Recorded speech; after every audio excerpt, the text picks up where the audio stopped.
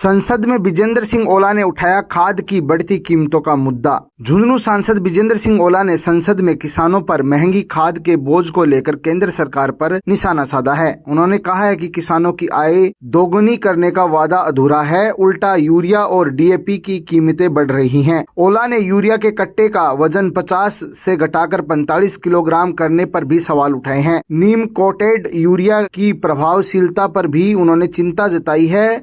इसकी जगह liquid urea को बढ़ावा देने की मंशा पर जवाब मांगा है। सरकार से खाद कीमतों पर नियंत्रण करने की मांग की गई है। 401 question number 401 Shri Vijender Singh Ola. Question number 401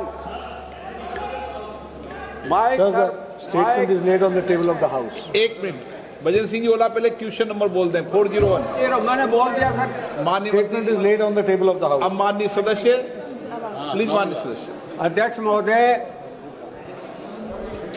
किसानों से वादा किया गया था कि आय दुगनी करेंगे, वो तो किया नहीं गया।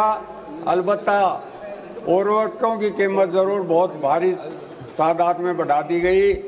अध्यक्ष महोदय, इस फरवरी में यूरिया की कीमत 9% की वृद्धि हो गई और डीएपी जो अंतर्राष्ट्रीय बाजार में जिसकी कीमत गिर रही है $550 तक उसकी कीमत आ गई है। आपका प्रश्न क्या है ओला मैं साहब? उसी पर आ रहा हूं अध्यक्ष महोदय। तो मेरा सरकार से निवेदन आग्रह है या ये निवेदन है कि क्या सरकार बढ़ती हुई और यूरिया और अन्य उर्वरकों की बढ़ती कीमत पर कोई लगाम लगाने का विचार रखती है? यदि हाँ, तो क्या कदम उठाए हैं और क्या कदम उठाने जा रहे हैं? उसका यूरिया के कट्टे का वजन 45 किलो क्यों किया गया, उस पर कोई जानकारी नहीं दी है। दूसरा मेरा निवेदन यह है कि आपने नीम कोटेड यूरिया का बहुत प्रचार किया और उसको लॉन्च किया। क्या सरकार ने कोई उस पर स्टडी करवाई है? पंजाब एग्रीकल्चर विश्वविद्यालय की एक स्टडी आई है कि उसमें पैदावार पर 25 से 35% की कमी आ गई और जो अपना दूसरे पोषक तत्व हैं गेहूं और चावल में वो भी कम हो गए। उसके अलावा सरकार क्या नीम कोटेड यूरिया के स्थान पर लिक्विड यूरिया का कोई उपयोग करना चाहती है? और 45 किलो वजन क्यों किया गया जब अंतर्राष्ट्रीय बाजार में डीएपी की कीमत $550 है, तो आप उसको क्यों कम नहीं कर रहे हैं? दूसरी बात यह है कि जब फसल का टाइम होता है।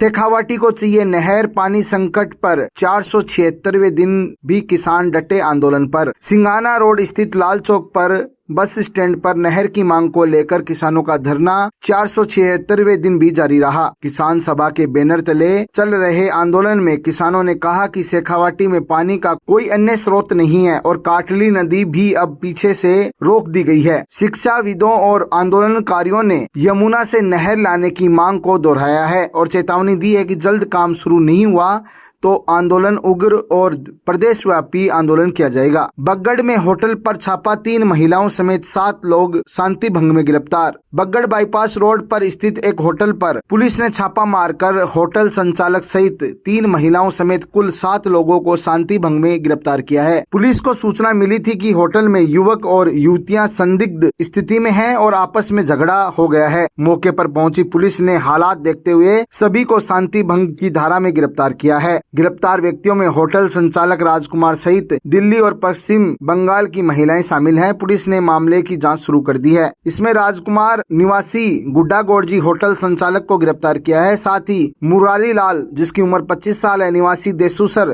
थाना बगड़ को गिरफ्तार किया है। लोकेश कुमार को गिरफ्तार किया गया है। सचिन कुमार को गिरफ्तार किया गया है। प्रदीप कुमार को भी गिरफ्तार किया गया है जो जय पहाड़ी के निवासी हैं। मित्ता दास को भी इस मामले में गिरफ्तार किया गया है जो संगम बिहार कुमार दक्षिण दिल्ली के निवासी हैं। रोबीना जो कि भाकरी पश्चिम बंगाल की रहने वाली है। दीप्ति को भी गिरफ्तार किया गया है जो पालम बिहार दिल्ली की रहने वाली है। मुख्यमंत्री ने किया मलसीसर डैम का निरीक्षण, कहा शेखावाटी में लाएंगे यमुना नहर का पानी। मुख्यमंत्री भजनलाल शर्मा ने सोमवार को मलसीसर डैम का निरीक्षण किया और व्यवस्थाओं पर संतोष जताते हुए अधिकारियों को निर्देश दिए। जनसभा को संबोधित करते हुए उन्होंने कहा कि प्रधानमंत्री नरेंद्र मोदी की अगुवाई में सरकार हर वादा पूरा करेगी। उन्होंने बताया कि यमुना जल समझौते पर कार्य तेजी से हुआ है और जल्द ही शेखावाटी की धरती पर यमुना का पानी पहुंचेगा। मुख्यमंत्री ने जल संचय संरचना का शिलान्यास भी किया है। इस दौरान कई जनप्रतिनिधि और प्रशासनिक अधिकारी मौजूद रहे हैं। इनमें विश्वकर्मा कौशल विकास बोर्ड के अध्यक्ष जिन्हें राज्य मंत्री का दर्जा प्राप्त है राम गोपाल सुथार, झुंझुनू विधायक राजेंद्र भामू, नवलगढ़ विधायक विक्रम सिंह जाखल, जिला प्रमुख हर्षिनी कुलेरी, पूर्व सांसद नरेंद्र कुमार, भाजपा नेता मुकेश दादिज सहित कई अन्य नेता मौजूद रहे।